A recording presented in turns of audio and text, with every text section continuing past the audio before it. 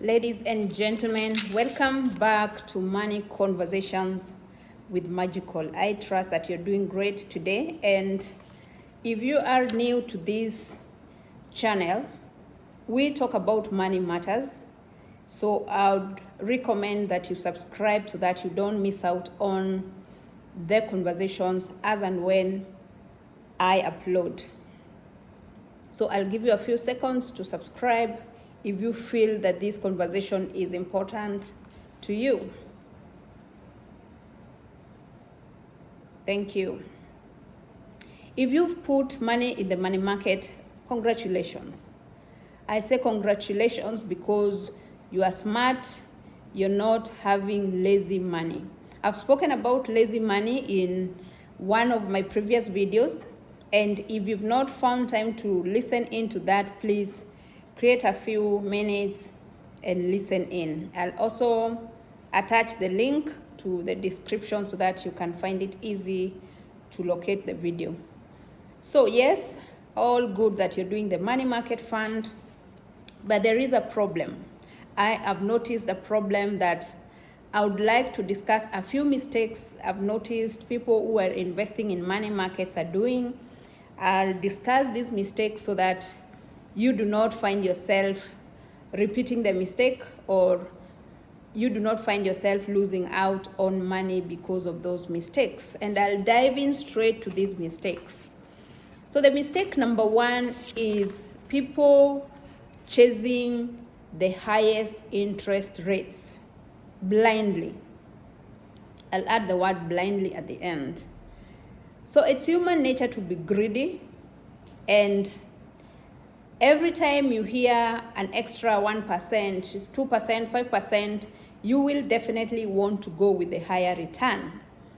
So you'll see an advertisement of a money market fund that is giving you 16% or 18%, and then you go remove all your money from maybe a money market that is giving you 9, 8%, 10%, and you take it to the one that is advertising 17%. So the problem with that is most of the time you need to understand that yes, that percentage that has been advertised could be genuine, but there are factors that you have to consider. What led to that high interest rate? The first thing is that anything that has a high interest rate has a high risk. So most of the time these funds have been exposed to a high risk, and most of the time you find this high risk is not aligned to your risk appetite. The second thing to consider is that when the percentage that is advertised or promised is quite high, there's a caveat on the accessibility of your funds. So you find that you will be told, we need to lock in your money for a certain duration, and if you access, then you lose part of that interest that has been advertised. The other thing you need to understand is that most of the high interest funds come at a higher fee, because the fund manager or the person dealing with your money must then get paid more to do more. Guys, always remember, there is no free money. So that is mistake number one, chasing the interest rates, high interest rates blindly. The second thing that the mistake I've seen people making is ignoring tax and fees. Most of the time when you look at the interest rate, you need to find out that advertised rate, does it factor the tax and the management fee? Most money market funds, I believe all the money market funds have a management fee.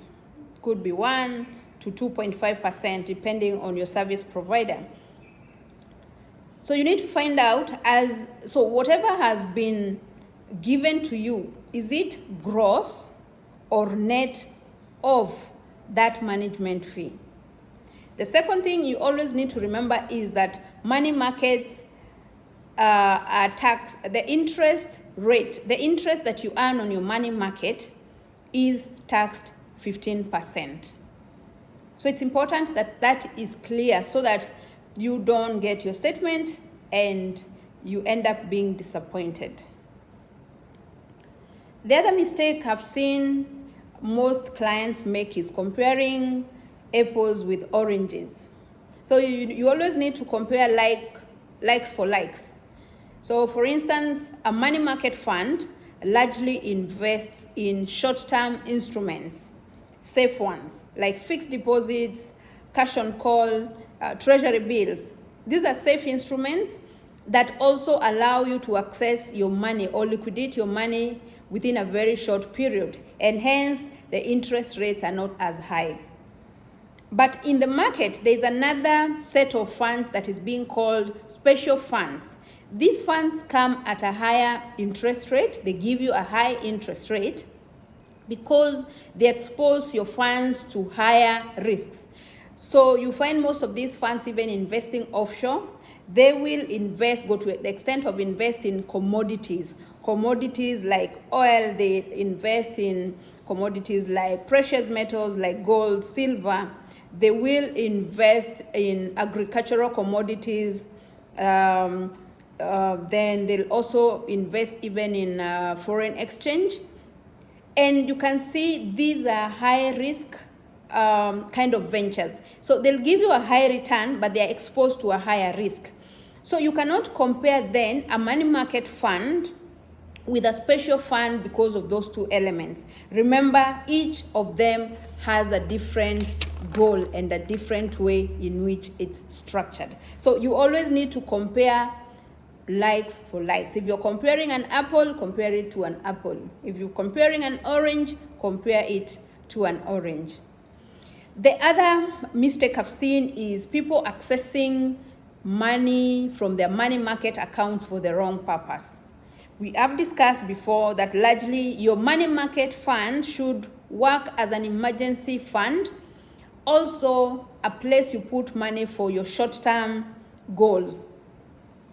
So this is not a place where you go out with your friends and the bill has not been paid, you don't have enough money, you call money from your money market fund. This is a place you put money for school fees you're paying next year, for money you'll go for holiday with your family in December with, for maybe repairs, for business expenses, you have money you want to pay your employees with at the end of the month. This is the kind of money you're talking about. This is not money to be accessed at will. Otherwise, it will never make sense. The other mistake I've seen people doing is not automating and forgetting about it. So I've seen people put 5,000 shillings, 10,000, 50,000, and then forget about it. They will never put anything else. They'll never, money market, you get to benefit through compounding and consistency.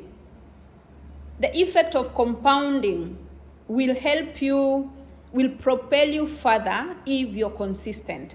So if you want to feel the benefit, automate. Say I'll even tell my bank to be sending 5,000 to my money market account every month, 10,000, 50,000. Yeah, that way you get to feel the effect of compounding. Otherwise, if you just put in your 5,000 there, your 10,000, I'm not saying it's bad, but you will keep wondering, what is the hula baloo about the money market all about? How do people make money in the money market? You will never understand. You need to be consistent and you need to automate and have a more consistent plan. The other problem or mistake I've seen is people falling for scams or fake money market fund providers. Quick solution to this: if the service provider is not licensed by the Capital Market Authority, that is a fake money market provider. And the quick way to do it, just Google from the Capital Market Authority website which fund managers are licensed in Kenya. and you'll get a list of all of them. And the last mistake I've seen is people not taking advantage of the special fixed income funds that most fund managers have come up with. Special fixed income funds are just a money market account, but you lock your money for 6 months, at least 6 months. So what happens is that the fund manager has more time to invest your money, and hence you earn 1% extra. So if your money market fund is giving you 8% or 10%, then if you put a special fixed income fund, you earn 11%. That extra 1% is money you can use for your shopping. 1% of a million, for instance, is 10,000. 10,000, you can use that to do shopping for your family. So don't let that 1% just go like that. If you do not need your money within 6 months, I would recommend that you request your fund manager to transfer that money into a special fixed income fund. So ladies and gentlemen, I thought it's important to discuss those mistakes so that we avoid them. And let me know which of these mistakes you've done before, and let's discuss. See you in the next video. Remember to subscribe if you find these conversations important to you. Thank you.